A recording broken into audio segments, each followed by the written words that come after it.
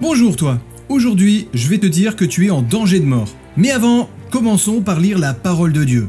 Seul, il étend les cieux, il marche sur les hauteurs de la mer. Cette fois, les disciples sont encore sur le lac. Il fait nuit et ils sont seuls. Jésus ne s'est pas endormi à l'arrière pour la simple raison qu'il n'est pas avec eux. N'oublions pas qu'à cette époque, pour les contemporains des apôtres, la nuit et les eaux sont des repères de démons. Il y a de quoi ne pas fermer l'œil. Vers 3h du matin, c'est-à-dire au cœur de la nuit, ils aperçoivent quelqu'un qui marche sur l'eau. Imagine leur réaction. Ils sont affolés, crient aux fantômes. « C'est moi, n'ayez pas peur, dit Jésus. Si c'est toi, répond Pierre, ordonne que j'aille vers toi sur les eaux. Viens, dit le Seigneur. Et il y va. Quel courage! Pierre croit que c'est possible. Il a la foi, il a un objectif et ça marche. Il avance sur l'eau sans couler.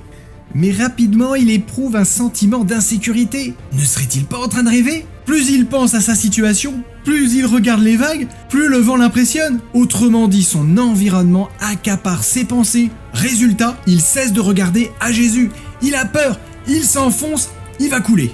J'ai horreur du vide et à l'inverse de mon fils aîné, je n'aurais pas fait un bon alpiniste. Parfois, je lui demande s'il n'a pas le vertige quand il grimpe et surtout sans corde. Il m'a dit avoir vécu sur une paroi des situations où il ne pouvait ni monter ni descendre, il fallait se hisser, sauter pour saisir une autre prise.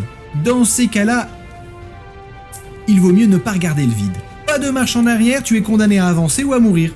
Facile à dire. Merci, mais très peu pour moi. Pierre, ne regarde pas les flots, imagine que tu marches sur du gazon. Et pourtant, c'est ce qu'il fait, et sentant son corps s'enfoncer dans les eaux, il panique et crie « Seigneur, sauve-moi » Jésus étend la main, le saisit et lui dit « Homme de peu de foi, pourquoi as-tu douté ?» C'est une très belle leçon. À la minute où le Seigneur perd sa place dans nos pensées, dans notre vie, à l'instant où nous le quittons des yeux, nous sommes en danger de mort. Et surtout, n'oublie pas cette parole du psaume. « J'ai constamment l'Éternel sous mes yeux », écrivait David, « quand il est à ma droite, je ne chancelle pas. » À bientôt et que Dieu te bénisse abondamment.